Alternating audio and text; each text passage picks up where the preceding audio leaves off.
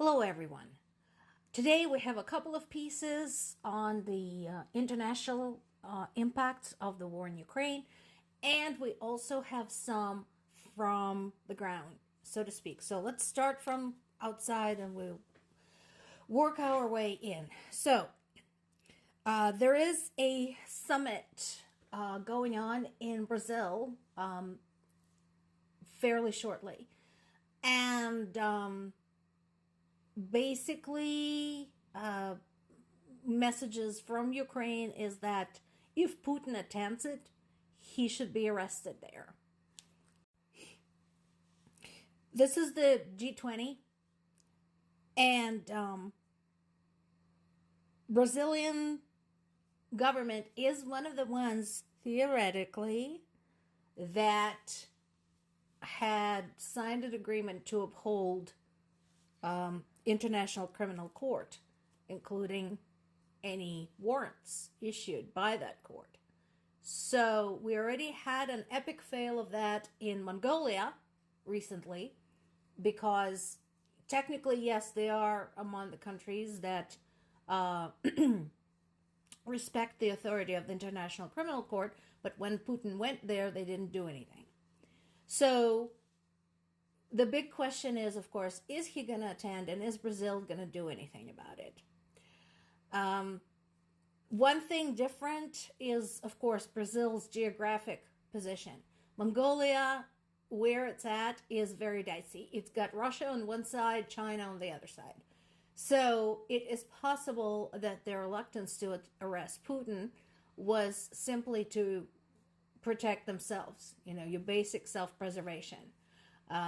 So there's that. And they also have territorial disputes with both, if memory serves. Brazil is a whole different thing. It's on a different continent.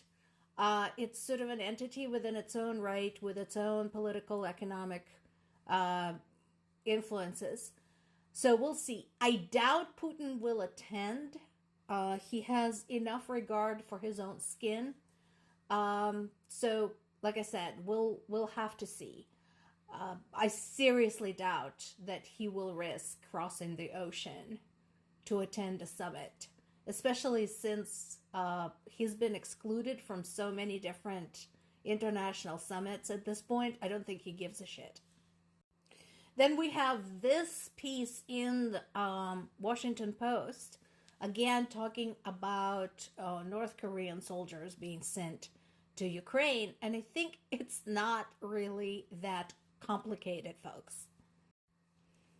It's because they can.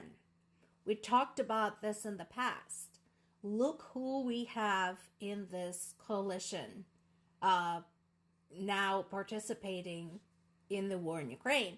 We have Russia, Iran, China, and North Korea. China is not as isolated, not as ostracized due to its size and it is tremendous global influence. But the rest are sanctioned through the roof. And so they just kind of got together and decided to show everybody, we don't give a shit about your sanctions. We don't give a shit about what you think. We're going to continue oppressing our citizens. We're going to continue pushing with our policies, our brainwashing, our subjugation of women, minorities, and LGBTQ. And we're going to continue sharing weapons and soldiers. And so that is what North Korea is doing. It's because they can. They found a worthy ally in Russia. And it's possible that there is some quid pro quo going on, because South Korea had expressed some concerns about the weapons test, about the alliance with Russia, etc. So there's that to be worried about. Let's move to the domestic matters in Ukraine. So this piece talks about the drone production. This is on NPR today. And you can listen to it or you can read the article. And this is something that I mentioned before. I don't think people abroad, outside of Ukraine, realize the level of involvement of Ukrainian civilians in this whole thing. Whenever America was involved in any type of armed conflict outside of World War II, when a lot of people, particularly young women, joined the workforce to run the factories, to provide the supplies for the army. But outside of that, when was the last time you made a drone at home at your kitchen table? That is basically everyday life for a lot of Ukrainians. That is what they volunteered for, and that's what they do. It's not some big factories somewhere in Ukraine. There's some, yes, but a lot of the basic supplies are made at home by private citizens and then shipped to the army. Also, while the governments of Ukraine's allies are sitting and debating, should we use the frozen Russian assets? Should we use the interest off the frozen Russian efforts? There's grassroots organizations like Sprava Hromad, to which I donate regularly, that raise money, and they usually list what specific campaign they have going on, such as we need winter uniforms for the soldiers, we need heated socks, we need portable showers, we need portable computer centers, etc. So people actually know where their money is going, and then they share updates and photographs when the stuff is delivered. So a lot of the war effort is driven by people of Ukraine. They own this thing. This is personal to them. Another example is this, and this doesn't surprise me. Again, this is the repeat of what we had going on during World War II when women and children volunteered for roof duty to be on a lookout for firebombs, for approaching attacks, air raids, etc. It's like that with internet. This article talks about a group of women, as they call themselves, the Witches of Bucha, who got together and formed a volunteer air defense unit. Basically, they are on the lookout for drones, and they're armed with old-fashioned but well-kept weapons to shoot down those drones. And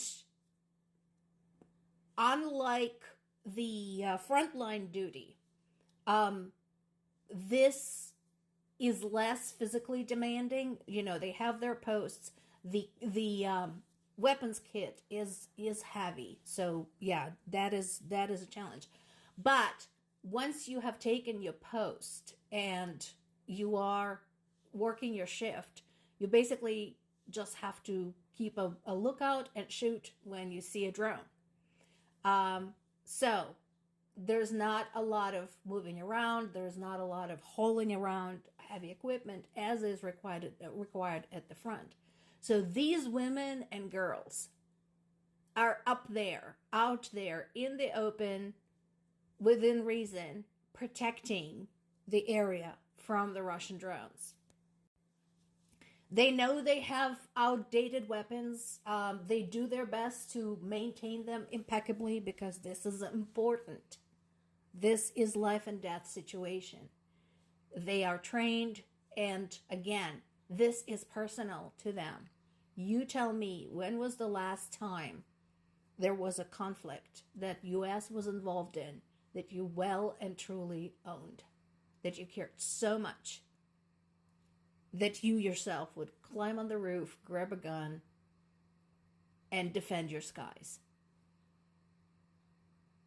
And I'm not talking about bogus claims that certain parties make about protecting the land from the, crazy immigrants and so on and so forth. I'm talking about the real danger when your country is truly involved. Learn a lesson from Ukraine.